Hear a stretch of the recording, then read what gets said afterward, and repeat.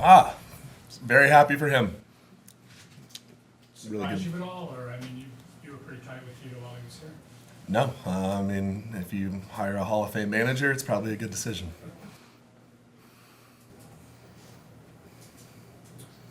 What has this playoff been like? I mean, how now that we're getting closer to the start of this series, how have you guys been just dealing with these days off?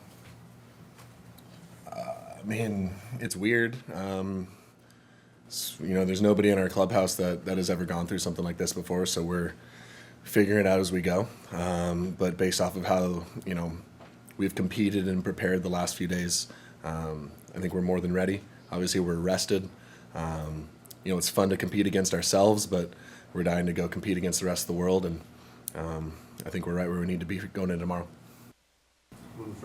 Austin, how have you seen Tanner Bibee grow as a pitcher this year? I think coming into the year, he had a lot to. He wanted to prove a lot to the world. That it wasn't just a good rookie year. Obviously, his rookie year was outstanding, and then what he did this year, I thought he grew up so quickly. A lot of guys like him that are really fiery and competitive tend to get emotional on the mound when things don't go their way. And I think early in the year he showed some tendencies to do that. And my goodness, he made an adjustment maybe 15 starts ago or so. And the calm, cool, collected guy is out there every pitch, no matter what bad situation happens.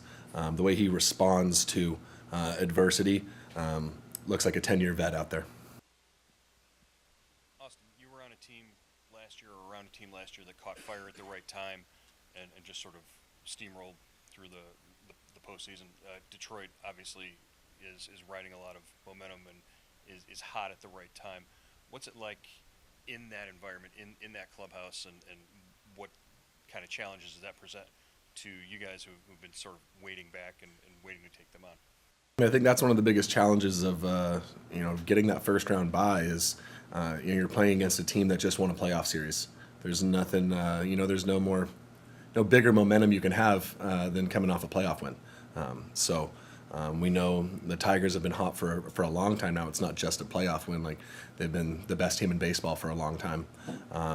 But they've played us tough all year. We have our hands full, but we're prepared. And the way we see it is, it's not really about who we're facing. Because ideally we still got to beat 3 more teams to do what we're trying to do. And this is just the first stop for us to just go play our ball.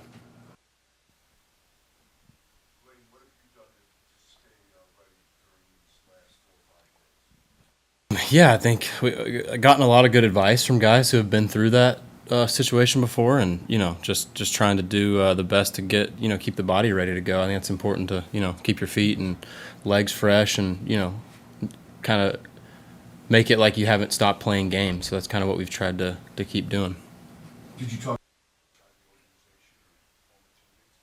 A little bit. I had gone through a couple of I guess in 2019 the playoffs I was hurt, but just watching kind of how they prepped, also kind of had that in the back of my head. And then obviously some guys had played in the playoffs recently, like Hedges. So we've gotten some good advice.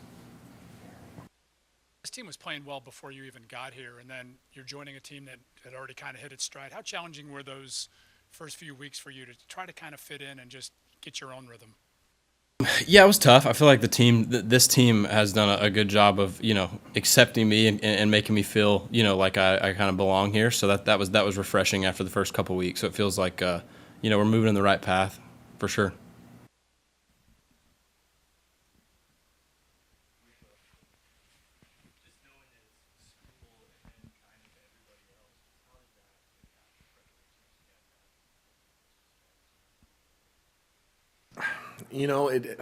In the playoffs, it doesn't really matter who you're facing. Everyone's going to be good. Everyone is a playoff pitcher, and everyone's a playoff team. Obviously, Scooble won the Triple Crown, so he's about as good as it gets out there. But the rest of the arms on that Tigers team are really good as well, and they pitch us good all year. But we have 13 games of experience against them this year, so we have a lot of information to go on, and I feel like the boys have a really good plan going into the series. Lane, how have you adjusted to playing mostly center field? I came up playing a lot of center field, my first couple years in the big leagues, and Yeah, I've adjusted well. I feel like the reads off the bat are a little bit easier. There's a lot more ground to cover, but I think I'm starting to get my feet under me, and it feels good.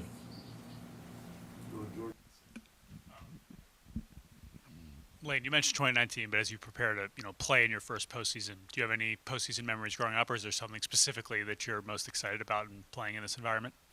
Yeah, I mean, I've heard this is a great place to play in the postseason. I got to watch some cool games, and I think was it 2016. So I've heard nothing but good things. So I'm excited to play in front of the fans that have been supporting us, all year. For both you guys, we're seeing bullpen games more and more. As a hitter, how different is that to adjust to? Typically you would get a starter 2 or 3 times through. Now you're getting a guy, potentially, new guy every inning. Yeah, we have a lot of information, so I think it's kind of taking what you need, and whatever information you like. Some guys are different.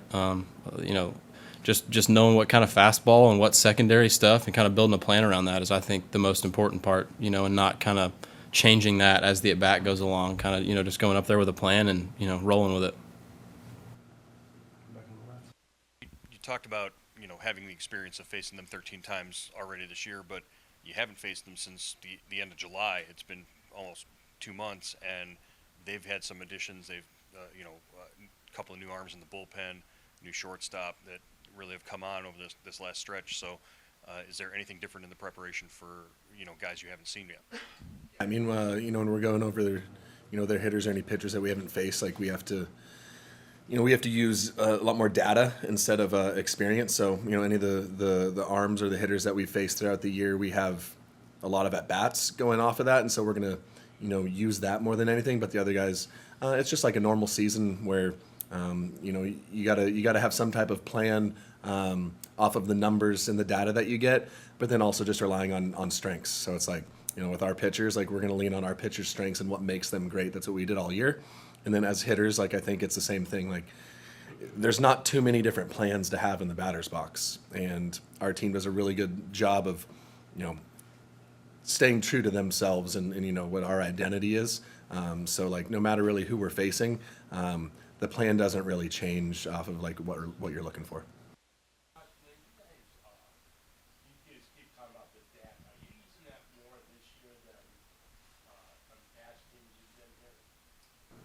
Yes and no. Our team is really, really prepared.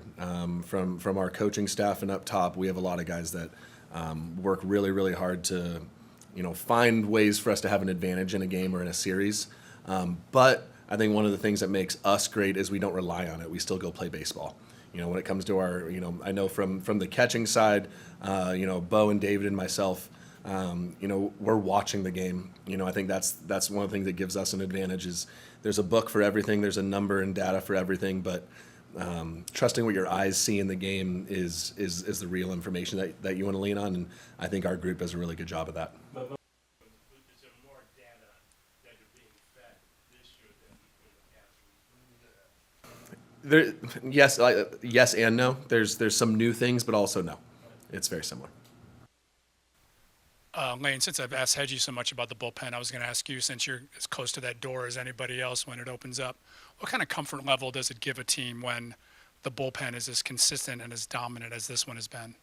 Yeah, I mean, I think it takes some pressure off when we have those 1-2 run leads, because those guys are coming in and shutting that door. So I think that definitely helps, but it definitely doesn't make us want to take our foot off the pedal. We still want to go out and take good at bats and put some pressure on their guys deep in those bullpens.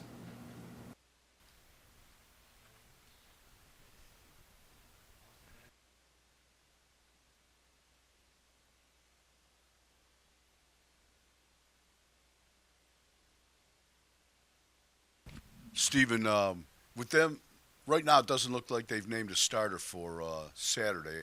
How does that, what's that do to your preparation? I think it's just the normal preparation that we always do. We're always prepared for anything that may come our way, and obviously we're familiar with the Tigers and the bullpen strategies that they've deployed, so we'll be ready for kind of anything that gets thrown our way, and we prepare for everything.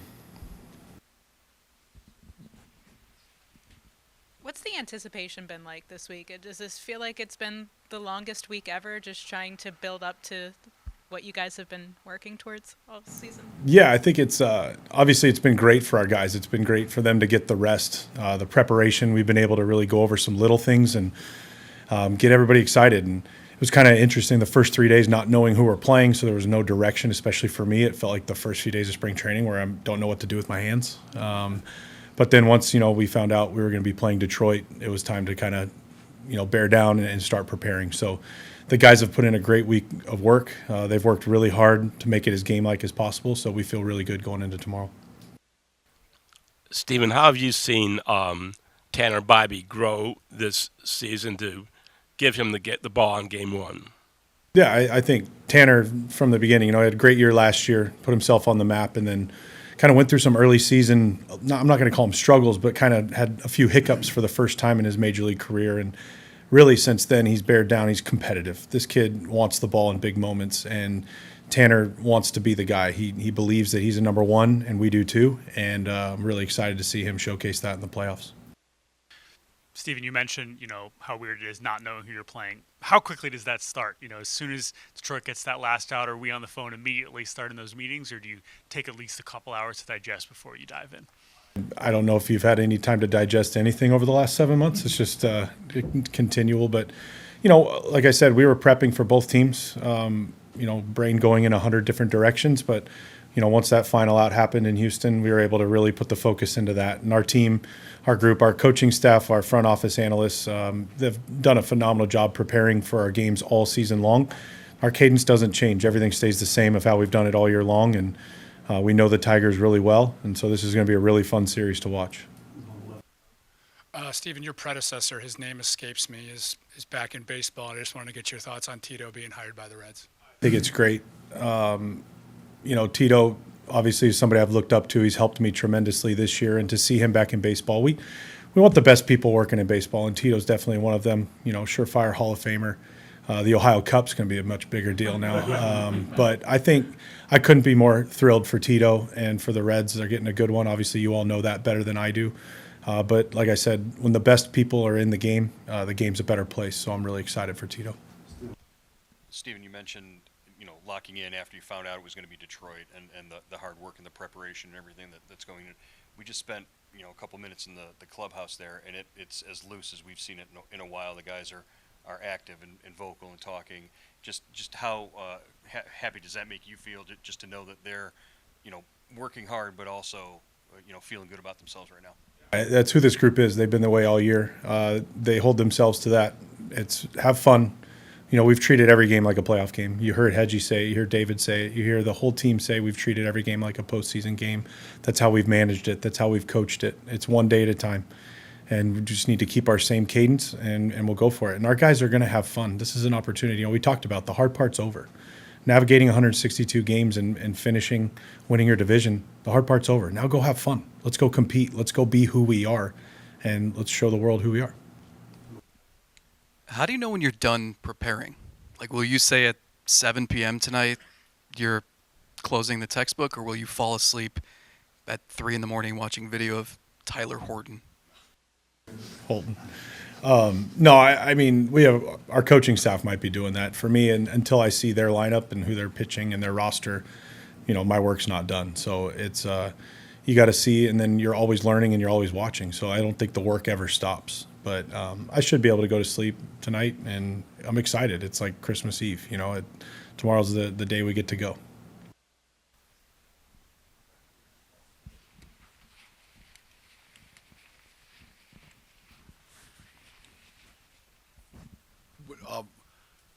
With the lineup, when you don't know who's going to pitch against you, how many different lineups are going through your head right now? Quite a few. Obviously we're still finalizing roster stuff too. So we have a lot of decisions to make still, and but got 4 or 5 lineups written down, and we'll just read and react to what they do. How did Cobb come in feeling today after throwing yesterday? Yeah, he's feeling well. He feels really good. We were really happy with the way he threw the ball. So like I said, we have some decisions to make over the next however long we have till 10 o'clock tomorrow. But it was good to see Alex coming in feeling good.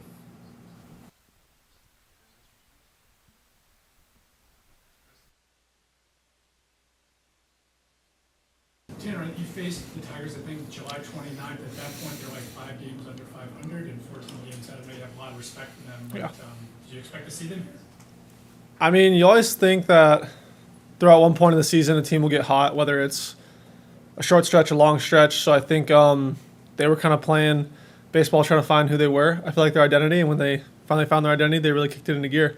So, I mean, they've done a great job this past, what was it, month and a half, 2 months that they've been playing baseball. So yeah, they're a really good team. What kind of problems does that lineup present? I mean, I think they're kind of similarly built to us. It's like very grindy. They'll really kind of wear you down, wait till they get their pitch, and then they're not going to punch out a lot. I think they're just going to put the ball in play. Going to right to Zach. As you guys sputtered to the finish line last year, how much did you crave like this sort of opportunity? I mean, I feel like this is what you dream of when you're a kid. I mean, obviously, dream of the World Series, playing the World Series, but I mean, this is the road to the World Series, and it's kind of just as important games because every game now means exponentially more than the last. So, I mean, I feel like, the difference between this year and last year is that last year I was sitting at home watching whatever, football, baseball, whatever, and now we're here playing it, so it's way better. What are your emotions like right now going into tomorrow? Just the excitement level, and then just like, what's this week been like of knowing this was coming and the anticipation building for you? And do you allow yourself to have any expectations for what this atmosphere will be like? I feel like it didn't really hit me till I figured out who we were playing. And once Detroit won that series, it was like, oh, this is getting real. And I've had butterflies ever since, and it's really exciting. I mean, I'm excited to see the fans come and pack it out. I'm excited to feel the energy. I mean, I know Hedges won't close the yearbook on last year, so we hear from him a lot. But yeah, I'm really excited. Going in front of you, Jack.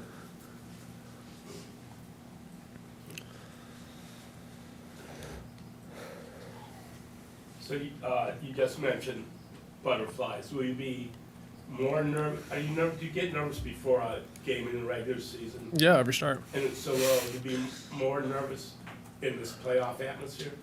I don't know if I'll be more nervous, but I feel like there would definitely be a lot more adrenaline. I mean, I feel like the bigger crowds you have, I feel like naturally, wherever you are, I mean, I feel like you're going to have more adrenaline, whether you're facing more people, or facing people with more people in the crowd. I mean, stuff like that. I feel like maybe a little bit, but I mean, hopes that's a day game and don't got to sit around all day. Stay on the right phone. Tanner, you faced them 4 times this season. Is that an advantage or a disadvantage? I don't think it's really either because I feel like they're a super different team. I mean, they got Sweeney over there, who they got in the trade. Meadows, I didn't face Meadows this year, but I faced him in the minors.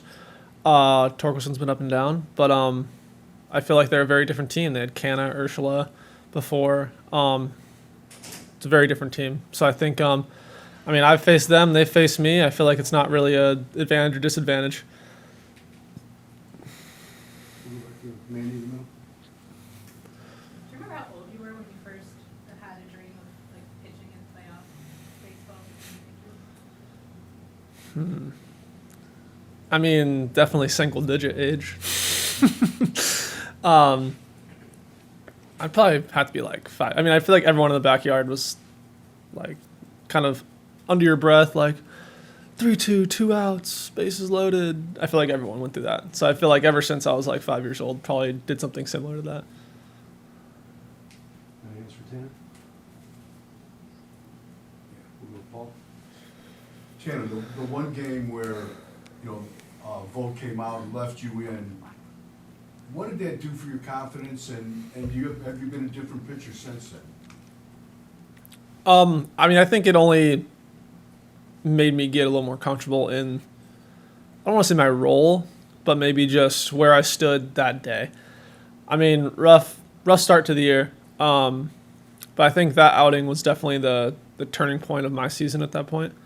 And, I mean, you guys have heard the story. I mean, it's just kind of the shock value to the lock back in to getting him. I feel like it's just the validation it can give you in a big moment like that, in a big game against a division rival. This is going to be roughly the same thing. I feel like we had a pretty good crowd that day too. Obviously, not as much on the line, but it's very similar. Anything else for Tanner?